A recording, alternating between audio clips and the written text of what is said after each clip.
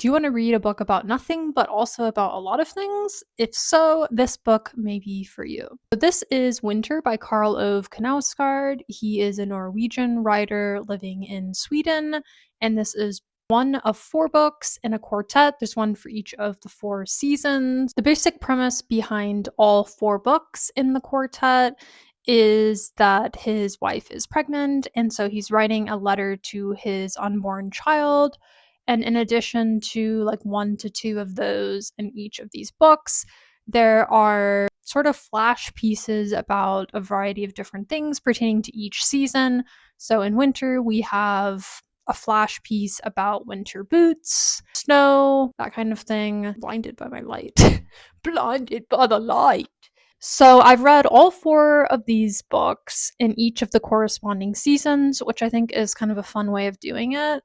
And in fact, the weather was so warm here that I put off finishing this, and then we got a snowstorm, and that's when I chose to finish this, and honestly, it was perfect. If you're familiar with Kurt Vonnegut's work, he does it in a very different way, where he'll explain something sort of like you would to aliens, and it doesn't really have totally the same vibe, but it's a similar concept in that you're explaining something that is very sort of basic and you're finding a new meaning or a deeper meaning within that. And I think that's really where Knausgaard shines. He takes something that's really, really boring and somehow makes it very beautiful by finding the magic within it.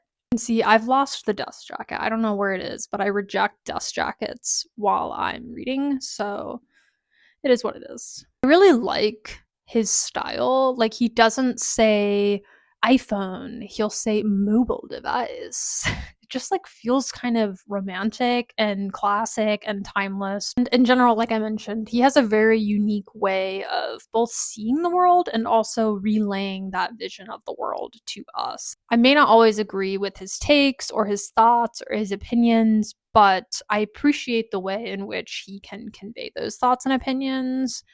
In terms of themes, he's drawing on some Norse mythology, nature of consciousness, and spirituality. This is not a plot driven book, I will say that. Not by any stretch of the imagination. There's no plot at all.